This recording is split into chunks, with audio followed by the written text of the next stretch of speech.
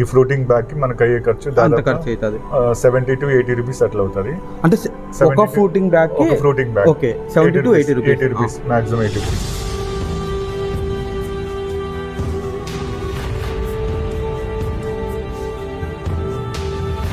అంటే మనం 80 rupees 90 rupees పెట్టుబడి పెట్టుకుంటే అందులో ఒకవేళ హోల్సేల్ లో చూసుకున్నట్లయితే 200 220 అట్లా వచ్చే అవకాశం ఉంది. రిటైల్ లో చూసుకుంటే 400 దాకా పోయే అవకాశం ఉంటుంది. దీనికంటే ముందు నేను సాఫ్ట్వేర్ గా చేసేవాడిని. 11 years సాఫ్ట్వేర్ గా చేశాను. సో తర్వాత ఈ మష్రూమ్ ఫార్మింగ్ లో స్టార్ట్ చేశాను. స్టార్టింగ్ లో మీరు స్టార్ట్ చేసినప్పుడు ఇంత ఇన్వెస్ట్మెంట్ ఎందుకు పెట్టాలి దీనికి, అదేందో బయట వేరే బిజినెస్ పెట్టుకోవచ్చు కదా అనే ఆలోచన ఎప్పుడైనా మీకు ట్రిగర్ అయిందా ఈ ఫీల్డ్ లోకి దిగిన తర్వాత? రాలేదు, ఎందుకంటే ఇందులో కాంపిటీషన్ లేదు యాక్చువల్ గా.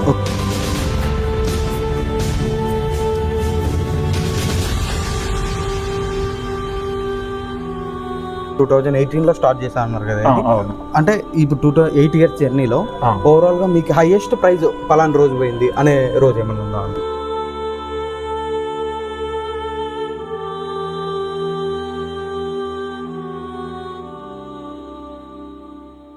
Hello everyone, welcome back to explore Umesh. మనం ఇప్పుడు చూసుకున్నట్లయితే అనంతపూర్లో ఉన్నాము.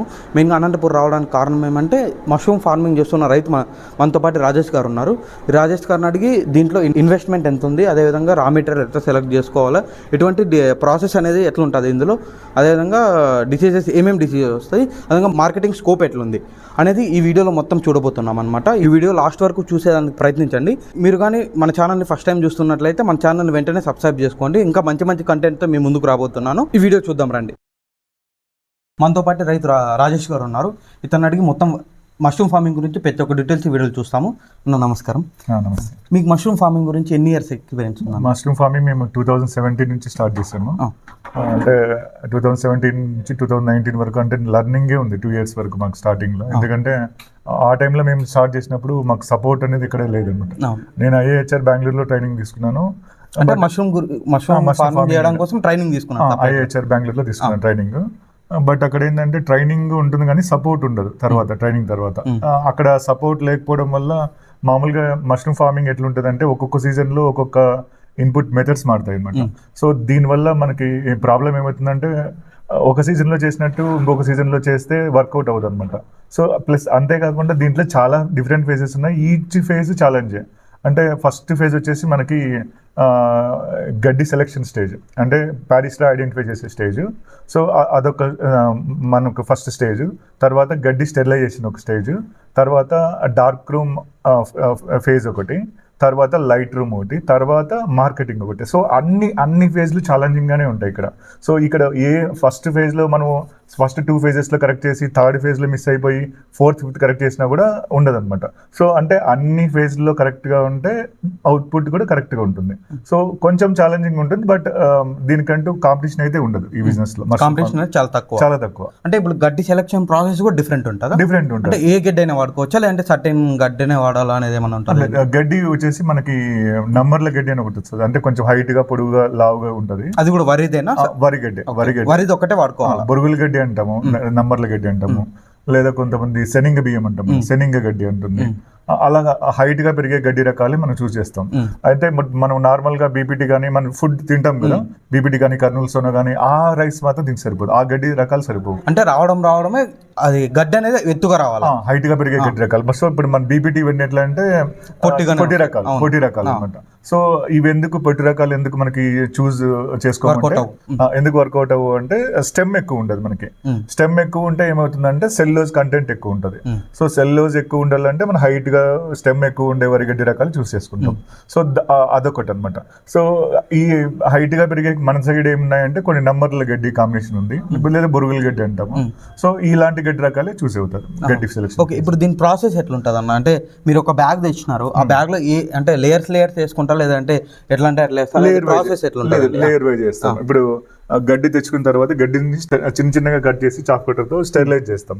స్టెరిలైజ్ అయిన తర్వాత ఫస్ట్ చాప్ కట్టర్ లో కట్ చేసిన తర్వాత కట్ చేసిన తర్వాత స్టెరిలైజ్ చేస్తాం, అంటే అంటే వాటర్ లో నానబెట్టి అది అంటే సర్టెన్ టైంలో టైంలో ఫస్ట్ ప్లేన్ వాటర్ వేస్తాం, తర్వాత పాస్టరైజేషన్ అది పౌడర్ వస్తుంది, ఆ పౌడర్ లో తర్వాత చేస్తాం అనమాట. ఎంతసేపు ఉంటుంది అది ఇప్పుడు పాస్టరైజేషన్ అయితే 24 hours ఉంటుంది. సో ఫస్ట్ ప్లేన్ వాటర్ లో 8 hours, మొత్తం 32 hours వస్తుంది. ఒక లైమ్ పౌడర్ అని వస్తుంది, ఆ పౌడర్ తో స్టెరిలైజ్ అంటే గడ్డి నానబెట్టడమే అంతసేపు నానబెట్టాలి, ఎందుకంటే బ్యాక్టీరియా కిల్ అవ్వాలి. అవును. సో దానికోసం ఫుల్ దాన్ని క్లోజ్ చేసి నానబెట్టేస్తాం. దాని తర్వాత నెక్స్ట్ చాపింగ్ చేస్తారా? ఫస్ట్ చాపింగ్ తర్వాత స్టెరిలైజేషన్ అయిన తర్వాత డ్రై చేస్తాం గడ్డిని. గడ్డిని వాటర్ బయటకు వచ్చేలాగా చేస్తాం అనమాట. వాటర్ అయిపోయిన తర్వాత మనం బ్యాగింగ్ స్టార్ట్ చేస్తాం. మీరు అన్నట్టుగా ఫస్ట్ లేయర్ విత్తనం వేస్తాం, తర్వాత వరిగడ్డ వేస్తాం, లేయర్ ఇవన్నీ లేయర్స్, బట్ అంత కలిసిపోయి వైట్ గా ఫామ్ అవుతుంది అనమాట.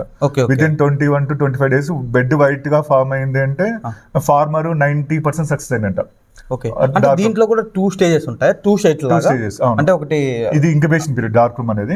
అంటే ఓన్లీ డార్క్ రూమ్ లోనే ఉండాలా? ఓన్లీ డార్క్ రూమ్ లో. ఎన్ని డేస్ వరకు ఉంటుంది? 21 to 25 days. ఎందుకంటే ఈ ఫంగస్ ఈ డార్క్ రూమ్ లోనే గ్రో అవుతుంది అనమాట. లైట్ రూమ్ లో గ్రో కొంచెం స్లో అవుతుంది, అసలు గ్రో అవ్వదు అనమాట. సో దానికోసమే మనం చీకటి గదిలో టెంపరేచర్ వచ్చేసి 30 degrees ఎగ్జాక్ట్ గా పెట్టుకుంటాము. హ్యూమిడిటీ వచ్చేసి 80 to 90 మెయింటైన్ చేస్తాం. టెంపరేచర్ అనేది చాలా ఇంపార్టెంట్. అసలు అది కొంచెం డివేట్ అయినా లేదా ఫస్ట్ 4 days లో ఒక 2 రోజులు మెయింటైన్ చేయకపోయినా మొత్తం బ్యాచ్ వెళ్ళిపోతుంది, మొత్తం వెళ్ళిపోతుంది. ఓకే, ఇప్పుడు దీంట్లో చూసుకున్నట్లయితే ఫస్ట్ సీడ్స్ వేస్తారు, దాని తర్వాత గడ్డి వేస్తారు, లేయర్ వేసుకుంటారు. ఓకే, అంటే ఒక బ్యాగ్ ఎంత కెపాసిటీ పట్టే అవకాశం ఉంటుంది? ఇది బెడ్ వెయిట్ దాదాపుగా 3.5 kg వస్తుంది ఒక్కొక్క బెడ్ వెయిట్. ఓకే, 3 above మనకి బెడ్ వెయిట్ 3 above కనుక ఉంటే దాదాపుగా 1 kg అరౌండ్ ఈల్డింగ్ వస్తుంది ఒక బెడ్ లో. ఒక బెడ్ 2 crops కలిపి, సింగిల్ క్రాప్ లో రాదు, 2 crops అంటే 2 cuttings ఉంటాయి. 2 cuttings వస్తాయి 2 crops లో కలిపి. అంటే ఇప్పుడు మనకి దీంట్లో కూడా లేయర్స్, ఇన్ని లేయర్స్ వేసుకోవాలనేది ఏమైనా ప్రాసెస్? లేయర్ ఇంపార్టెంట్ కాదు, కానీ గడ్డికి ఎంత గడ్డికి ఎంత విత్తనం వేస్తున్నది ఇంపార్టెంట్. మ్యాపింగ్ ఇంపార్టెంట్, ఎందుకంటే ఎక్కువ గడ్డి పెట్టినా ఎక్కువ విత్తనం వేసినా మనకి ఎక్కువ మష్రూమ్స్ అయితే రావు. సో ఆ గడ్డికి విత్తనంకి సరిపడే ఫుడ్ అనమాట గడ్డి. సో అది ఈక్వల్ గా వేసుకుంటేనే అంత తింటారు. నువ్వు ఎక్కువ వేసినా ఒకటే, తక్కువ వేసినా దానికి సరిపోయేటట్టుగా వేసినా ఒకటే. ఎక్కువ వేస్తే మాత్రం ఈల్డింగ్ ఎక్కువ వస్తుంది. అంటే మన గడ్డి ఎంత ఉంటే దాని తగ్గట్టు సీడ్స్ కూడా మ్యాపింగ్ చేసుకోవాలి. ఓకే, మాక్సిమం ఎన్ని గ్రామ్స్ ఆఫ్ సీడ్స్ పట్టే అవకాశం ఉంటుంది? దాదాపుగా ఇప్పుడు చెప్తాను, మామూలుగా బిగినర్స్ అయితే 1 kgకి 4 beds పెడతారు. ఎక్స్పీరియన్స్ 250 grams అట్లా వస్తుంది. కొద్దిగా ఎక్స్పీరియన్స్ ఉన్న వాళ్ళు అయితే 7, 8 అలా వస్తుంది, 8 bags అలా. కొద్దిగా ఎక్స్పీరియన్స్ అంటే కరెక్ట్ గా విత్తనం కరెక్ట్ అలైన్మెంట్ లో వేసే వాళ్ళు అయితే 7 beds పెట్టగలరు. నేను బిగినర్స్ ఎందుకు సజెషన్ చేస్తాము 4 అంటే, వాళ్ళు ప్రాపర్ గా వేసేది ఇంకా తెలిసినది కాబట్టి 4 వేసుకున్న ప్రాబ్లం లేదు. బిగినర్స్ కి 4 అయినా ఓకే, బిగినర్స్ కి. తర్వాత ఎక్స్పీరియన్స్ వచ్చిన తర్వాత ఒక 3 beds పెంచితే సరిపోతుంది. సీడ్స్ ఎక్కడి నుంచి తెచ్చుకుంటారు? సీడ్స్ ఇక్కడ మనకి బెంగళూరు ఉన్నాయి, హైదరాబాద్ ఉంది. అంటే సెపరేట్ ఏమైనా మీకు వెండర్స్ అంటే వాళ్ళ దగ్గరే తీసుకోవాలనేది ఏమైనా ఉంటుందా? చాలా మంది ఉన్నారు మష్రూమ్ సీడ్స్ ది. సో మనం తీసుకోవచ్చు, అది కూడా ఇబ్బంది. అది ఎట్లా పడుతుంది అన్న కేజీ? అది కేజీ డిఫరెంట్ ఉన్నాయి. ఒకప్పుడు ఫస్ట్ జనరేషన్ అంటే 150 పడుతుంది, సెకండ్ జనరేషన్ 120, 100 అట్లా ఉంటది. కొంచెం జనరేషన్ అంటే మష్రూమ్ లో కూడా చాలా వెరైటీస్ ఉంటాయి కదా. ఇప్పుడు బటర్ మష్రూమ్ అని ఉంటుంది, మిల్కీ మష్రూమ్ అని ఉంటుంది. మీరు ఏ టైప్ ఆఫ్ మష్రూమ్? ఇది మిల్కీ మష్రూమ్. ఓకే, ఇది మిల్కీ మష్రూమ్. అంటే ఓవరాల్ గా ఈ షెడ్ లో చూసుకున్నట్లయితే మిల్కీ మష్రూమ్. ఎందుకంటే మన సౌత్ ఇండియా మొత్తం అంతా ఈ మిల్కీ మష్రూమ్ కి క్లైమేట్ సూటబుల్ అనమాట, సౌత్ ఇండియా అంతా. ఎందుకంటే మనకు నార్మల్ రూమ్ టెంపరేచర్ 30 degrees ఉంటుంది, ఎక్సెప్ట్ చలికాలం కానీ ఈ సమ్మర్ కానీ ఆ టైంలో కొంచెం ఉండదు, కానీ మిగతా ఏ కాలంలో అయినా మనకి నార్మల్ రూమ్ టెంపరేచర్ 30. మినిమం మీరు 30 degrees పెట్టుకోవాలి టెంపరేచర్ ఖచ్చితంగా. 30కి ఇప్పుడు ఒకవేళ ఇప్పుడు మనం 30 సమ్మర్ టైంలో అయితే 30 మించి వస్తుంది. ఆ టైంలో మనం అనేది వాటర్ ద్వారా కూలింగ్ చేసే అవకాశం ఉంటుంది. ఒకవేళ టెంపరేచర్ అనేది లో అయిపోతే 30 కంటే లో అయిపోయినా 30 కంటే లో కాదు, ఓన్లీ చలికాలం ఒకటి లో అవుతుంది. ఆ టైంలో ఆ సిచ్యువేషన్ లో ఏం చేస్తారు? చలికాలం అయితే మాక్సిమం ఫార్మింగ్ చేయము, డిసెంబర్ జనవరి ఫార్మింగ్ చేయము. అసలు డార్క్ రూమ్ లో బ్యాగింగ్ అనేది ఉండదు. ఎందుకంటే టెంపరేచర్ ఆర్టిఫిషియల్ గా క్రియేట్ చేయొచ్చు హీటర్స్ తో, కానీ బట్ అంత ఎఫిషియెంట్ గా ఇప్పుడు నేను 8 years నుంచి చేస్తున్నాను. ఎప్పుడు చలికాలంలో బ్యాగ్ 100% సక్సెస్ అయినట్టు, 100% మనకి ప్రాఫిట్స్ వచ్చినట్లు ఎక్కడ 8 years నుంచి ఒకసారి కూడా లేదు. సో లాస్ట్ 3 years నుంచి ఏం చేసామంటే డిసెంబర్ జనవరి స్టాప్ చేసేస్తున్నాం. ఓకే, అంటే టెంపరేచర్ లో ఉంటుంది కాబట్టి బ్యాగింగ్ చేయడం లేదు, టెంపరేచర్ లో ఉంటుంది కాబట్టి. డిసెంబర్ జనవరి మళ్ళీ ఆ 2 months ఒకటి కొంచెం వేరే వర్క్ చూసుకుంటాం. ఓకే, ఇప్పుడు దీంట్లో 20 to 25 days ఉంటుందా డార్క్? 25 days. మిగతా దాదాపు ఒకసారి చూద్దాం. మిగతా లైట్ రూమ్ లోకి వెళ్దాం. రూమ్ లో 20-25 డేస్ తర్వాత మనం లైట్ రూమ్ షిఫ్ట్ చేస్తాం కదా. ఇప్పుడు లైట్ రూమ్ లోకి షిఫ్ట్ చేసిన తర్వాత ప్రాసెస్ ఎట్లా ఉంటుంది? ఇప్పుడు మనం డార్క్ రూమ్ లో చూసుకున్నట్లే మీరు బ్యాగ్స్ అనేది చాలా ఎత్తు పెట్టినారు, అంటే ఫుల్ గా పెట్టినారు. ఇప్పుడు దీని తర్వాత కట్ చేసేసి దీంట్లో పెట్టినారు అనమాట. అది అంటే ప్రాసెస్ ఎట్లా ఉంటుంది అన్న దీంట్లో? ప్రాసెస్ మనకి వన్స్ డార్క్ రూమ్ లో అయిపోయిన తర్వాత బెడ్ మొత్తము ఫుల్ బెడ్ ని కట్ చేస్తాం. కట్ చేసిన తర్వాత 2 హాఫ్ అవుతాయి. బాగా ప్రెస్ చేస్తాం దీనిపైన. ప్రెస్ చేసి ఈ స్టెరిలైజ్ చేసిన మట్టిని వేసుకుంటాం దీనిపైన. అది ఏం మట్టి? ఇది చెరువు మట్టి వేస్తాం. చెరువు మట్టి కోకో పెట్టేస్తాం దీంట్లో. అంటే మామూలు ఎరువు లాగా అంటే ఇప్పుడు చెరువు మట్టి మనం ఎందుకు వాడతాం అంటే pH కోసం అనమాట. pH వాల్యూ బాగుంటది కాబట్టి కొంచెం చెరువు మట్టి వాడతాం, నార్మల్ మట్టి వాడము. చెరువు మట్టిలోకి కోకో పిట్ మిక్స్ చేస్తాం, 2 హీట్ చేస్తాం 3.5 hours డ్రమ్ హీటర్ లో.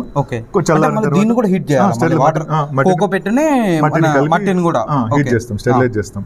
3.5 hours స్టెరిలైజ్ చేసిన తర్వాత మనము ఈ డార్క్ రూమ్ లో కంప్లీట్ అయిన బెడ్స్ అన్నిటి కట్ చేసి మట్టి వేస్తాం అనమాట. మట్టి వేసిన తర్వాత మనం ఆ రోజు ఫస్ట్ రోజు వాటరింగ్ చేయము, నెక్స్ట్ రోజు వాటరింగ్ చేస్తాము. సో వాటరింగ్ ఎలా చేస్తామంటే మట్టి హోల్డింగ్ కెపాసిటీ ఎంత ఉంటే అంత వాటరింగ్ చేస్తాం. సో తడిగా ఉంటుంది కానీ బురదగా అట్లా ఉండదు అనమాట. ముట్టుకుంటే తడిగా ఉంటుంది, తడిగా ఉండాలి. అంతే ఎక్కువ వాటర్ ఉన్నా ఇది ఇష్టపడదు అనమాట, మైసీలియం ఇష్టపడదు. సో ఎక్కువ వాటర్ లేకుండా దానికి మట్టి హోల్డింగ్ కెపాసిటీ ఎంత ఉంటుందో అంతే వాటరింగ్ చేస్తాం. ఎక్కువ చేయము, అలానే తక్కువ చేయము. ఎక్కువ చేస్తే మనకి మష్రూమ్ రాకుండా ఆగిపోతుంది. ఇప్పుడు ఇక్కడ చూడండి, కింద చూడండి, ఇక్కడ ఏమైందంటే 5 days అయిపోయింది. ఇది గేసింగ్ చేసిన 6th day అనుకుంటా ఈరోజు. సో 6th dayకి అలా చిన్న పిన్ హెడ్స్ వస్తాయి. అక్కడ చూడండి ఒకసారి, అలాగా చిన్న పిన్ హెడ్స్ స్టార్ట్ అవుతాయి. అట్లా స్టార్ట్ అయిన తర్వాత మనకి 1 week లో ఇప్పుడు స్టార్ట్ అవుతుంది కదా, ఇప్పటి నుంచి 1 week వరకు క్రాప్ వస్తూనే ఉంటుంది. ఓకే, అంటే మీరు అక్కడ 20-25 days తర్వాత డార్క్ రూమ్ లో పెట్టారు. ఫస్ట్ 1 week మళ్ళీ లైట్ రూమ్ లో షిఫ్ట్ చేసిన తర్వాత 5 days కి వస్తుంది. 7 days కి చిన్న పిన్ హెడ్ స్టార్ట్ అవుతాయి. 7 to 15 days కి ఎవ్రీ డే క్రాప్ వస్తూ ఉంటుంది, పెద్దగా పెరుగుతూ ఉంటాయి. ఇట్లా వస్తున్నాయి కదా, ఇవన్నీ పెద్ద మష్రూమ్స్ అయిపోతాయి. ఇవి ఇప్పుడు 5th day 6th day అనుకుంటాను. సో 7 to 15 days కంటే ఒక 8 days కంటిన్యూగా మష్రూమ్స్ వస్తానే ఉంటాయి, పెద్దగా పెరుగుతాయి. దాని పక్కన పెద్దది కట్ చేస్తాం, చిన్నది గ్రో అవుతుంది, అలా ఉంటుంది అనమాట. ఇది ఇప్పుడు ఇక్కడ ఇవన్నీ సెకండ్ క్రాప్ అయిపోయినాయి, సెకండ్ క్రాప్ కేసాం అనమాట. సో సెకండ్ క్రాప్ చిన్నగా స్టార్ట్ అవుతుంది ఇది. సో అట్లా ఇప్పుడు ఫస్ట్ క్రాప్ అయిపోయిన వెంటనే మొత్తం అంతా మట్టి కదిపించేసి మళ్ళీ కొత్త మట్టి వేస్తాము. సో కొత్త మట్టి వేసిన తర్వాత మళ్ళీ సెకండ్ క్రాప్ స్టార్ట్ అవుతుంది. ఇప్పుడు ఓవరాల్ గా మనకి ఇప్పుడు దాంట్లో 25 days వరకు డార్క్ రూమ్ లో ఉండాలి. ఇప్పుడు లైట్ రూమ్ లోకి వచ్చిన తర్వాత క్రాప్ ఎన్ని రోజులు ఉంటుంది? క్రాప్ ఇక్కడ 2 crops అంటే 30 days ఉంటుంది. సో లైట్ రూమ్ లో సెకండ్ క్రాప్ ఓవరాల్ గా 40-50 days ఉంటుంది క్రాప్ మొత్తం కంప్లీట్ అయ్యేసరికి. ఇక్కడ లైట్ రూమ్ లో 30 days ఉంటుంది, డార్క్ రూమ్ లో 25 days. 55 days. So third 4th crop కూడా పెట్టుకోవచ్చు, బట్ కొంచెం టైం కన్స్యూమింగ్ అనమాట. ఓకే, అంటే ఇప్పుడు మనం డార్క్ రూమ్ లో చూసినట్లుగా ఇప్పుడు లేయర్స్ గా మనము అది సీడ్స్ అనేది వేసుకుంటాము. ఇప్పుడు మనకి లేయర్స్ బయట వస్తుందా లేదంటే పైన వస్తుందా మట్టి వేసుకున్న దగ్గర? ఇది ఎట్లా అవుతుందంటే లేయర్ చేసినా కూడా మనకి కంప్లీట్ సింగిల్ యూనిట్ గా మారిపోతుంది, ఒక మైసీలియం ముద్దలాగా మారిపోతుంది. సో కట్ చేస్తాం కంటే సింగిల్ యూనిట్ అనమాట.